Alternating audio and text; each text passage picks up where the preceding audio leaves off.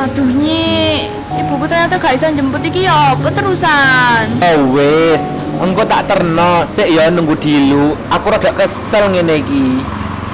Loh, Tipan, ya apa? Oh aku dijemput ayahku lah. Kan iki ayahku lagi libur tekan perusahaan. Si Pak ya apa? Ibu si Pak, ya mainnya kan mesti repot, dituke mesti rame. Gak apa-apa wis Mbak, gampang aku. Oh iya wis Pak, tak kancani menisan. Aduh, repot tenan lek manut si Paul. Apa-apa pasti paling ruwet dhewe karena kena sing antar jemput. Yang ngono iku awakmu kan iso belajar sepeda atau belajar motor kok imane ngono. Dadi nani iku cek penak. Oh positif. Tapi ya sapa sing gak ada jadi si Pak? Aku bisa maklum sih. Kan ayah si Pak enggak ada. Mbak Tipan kok ngomong ngono sih? Ayo wes, aku tak pulang sih. Oh, positif.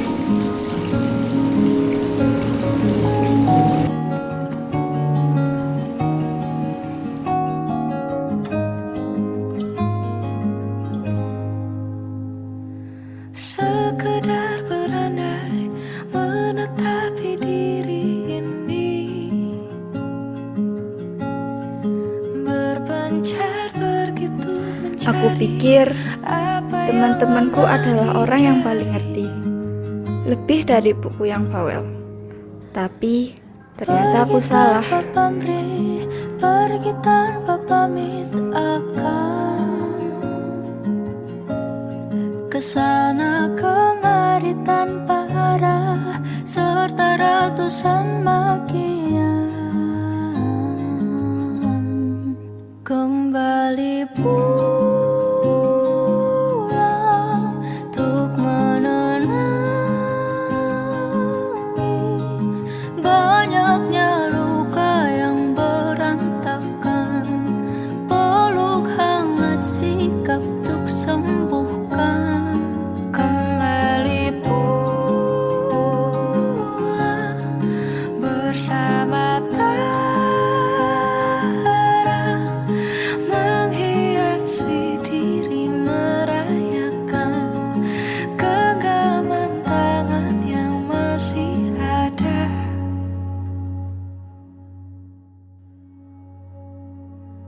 Tim putri ketuanya siapa?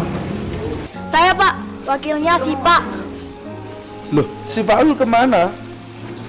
Sepertinya nggak ikut Pak. Dari tadi tak teleponi nggak bisa Pak. Biasanya sama Tipani. Kok tumben nggak bareng-bareng? Lah itu Tipani ada. Mungkin sakit Pak. Ya udah, terus siapa yang bantuin kamu? Sudah banyak yang datang ini Pak. Insya Allah aman. Apa sih Pak? Dawa mau ceritanya. Tapi kejadiannya mang pas awan.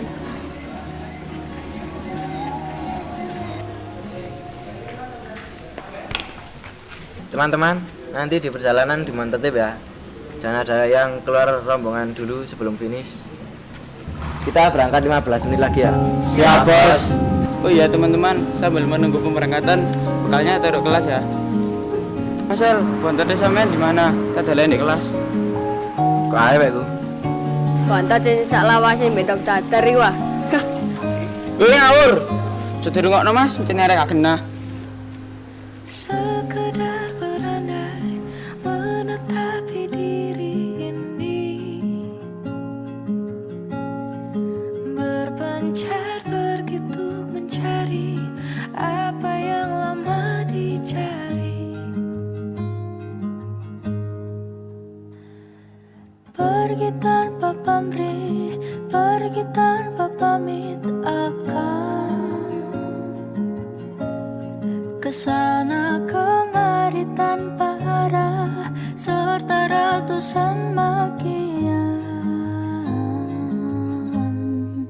kembali pulang untuk menenangi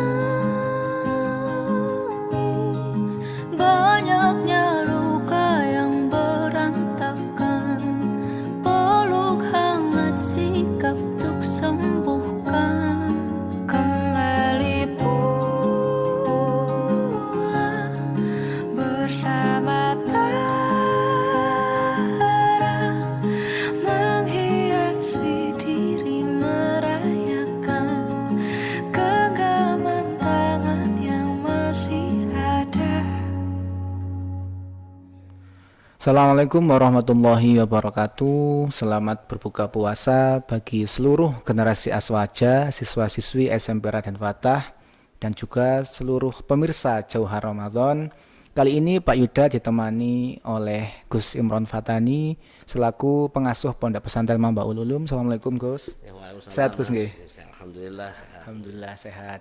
Jadi sekarang materi kita ya tentang bebas bullying. Nah, jadi begini Gus, karena kondisi bullying ini bukan sesuatu yang baru, yang sudah terjadi sejak zaman dahulu, dan itu tidak bisa dilepaskan dari seluruh lembaga pendidikan yang ada di negara Indonesia. Jadi bullying itu memang ada dan itu marak sekali terjadi begitu Gus. Nah, menurut panjenengan sendiri yang setiap hari sering ngopeni santri ngoten tuh. Nah, bullying itu sendiri itu apa nih Gus nggih? Iya. Ya, terima kasih ya. Nggih. Insya Allah begini. Bullying itu kan bahasa Inggris ya. Ya, bully itu bahasa Inggris ya. Kalau bahasa kita kan istilahnya gojlok-gojlokan kan gitu. Jadi lebih bijaksana ketika itu nanti kita sederhanakan saja.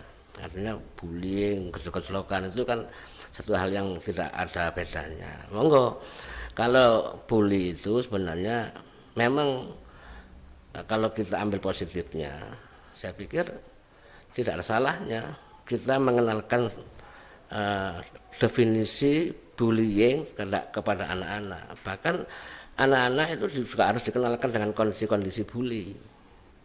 Harus dikenalkan. Kenapa dikenalkan? Biar mereka nanti menjadi biasa terhadap situasi atau kondisi bully, sehingga mereka tidak merasa tertekan, sehingga mereka terbentuk mentalnya dari situ, kan gitu.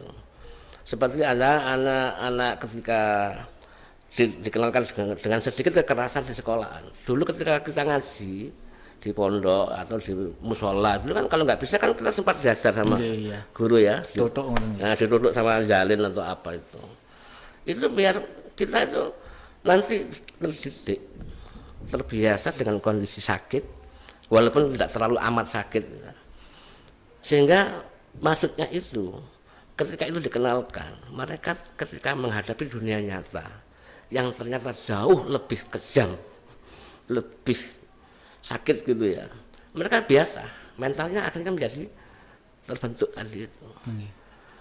Bully pun sama, ketika bully ini nanti tidak sama sekali dikenalkan, lah padahal di dunia nyata ini penuh dengan bully, kan gitu ya.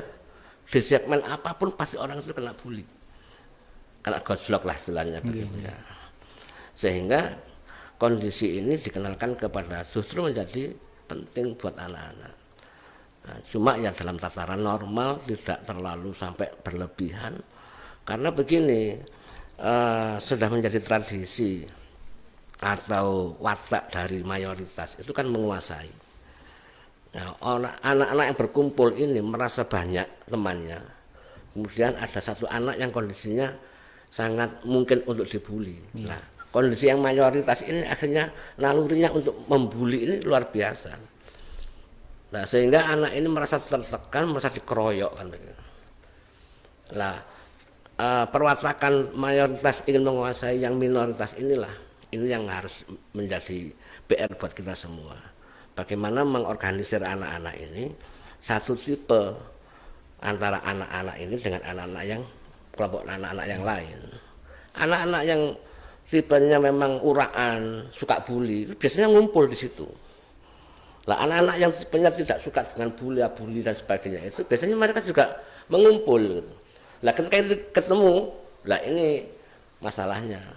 Nah, sehingga guru tugasnya di pendidikan ini harus betul-betul mengontrol bagaimana kelompok anak-anak ini tidak bertemu dalam situasi yang memungkinkan untuk terjadi pembulian. Sehingga anak yang suka bully, nggak apa-apa, monggo silakan bully. Tapi anak ini juga harus dididik, tolong dibalas itu. Ofensif kalau perlu, kan gitu. Sehingga sama-sama memiliki mental untuk membuli. Sehingga ketika mereka sama-sama begitu, lah guru ini tinggal mengarahkan, biar tidak terjadi hal-hal yang lebih mengkhawatirkan di kemudian hari. Intinya bahwa anak-anak ini harus dikenalkan dengan kondisi-kondisi tertentu yang merasa tidak nyaman, walaupun di situ sebenarnya ketidaknyamanannya itu untuk mendidik mereka di kehidupan yang nyata, nanti situasinya akan lebih kompleks lagi begitu, sehingga mereka anak-anak ini terdidik di awal gitu, tidak manja, tidak selalu mengandalkan orang, tapi dia mandiri, percaya diri, sehingga ketika percaya diri saya yakin sulit untuk dibully, karena memang dasar dari anak itu menjadi dibully, korban bully itu awalnya tidak percaya diri, ya gitu ya. Tapi bagaimana menumbuhkan kepercayaan diri anak-anak ini? Dalam ilmu balaghah itu disebutkan al-i'timad 'ala nafsi asasun najah, gitu. Percaya diri itu adalah pangkal dari keberuntungan, kan gitu ya. Itu kira. Luar biasa sekali, saya kira cukup Gus nggih. Ya monggo. Karena juga sangat banyak yang bisa kita ambil. Intinya apapun yang dilakukan oleh anak-anak itu, baik itu di sekolah maupun di luar, itu untuk melatih mental mereka nih Gus. Untuk melatih mental mereka agar tidak cengeng, tidak gampang nangisan dan lain sebagainya gitu. Harus lebih percaya diri. Nggih, dan bisa menjadi siswa yang lebih percaya diri begitu. Pak Yuda, akhiri podcast kita hari ini. Kita sambung di podcast kita yang selanjutnya dengan materi yang lain. Selamat menikmati dengan berbuka puasanya. Kami akhiri. Wassalamualaikum warahmatullahi wabarakatuh. Waalaikumsalam warahmatullahi wabarakatuh.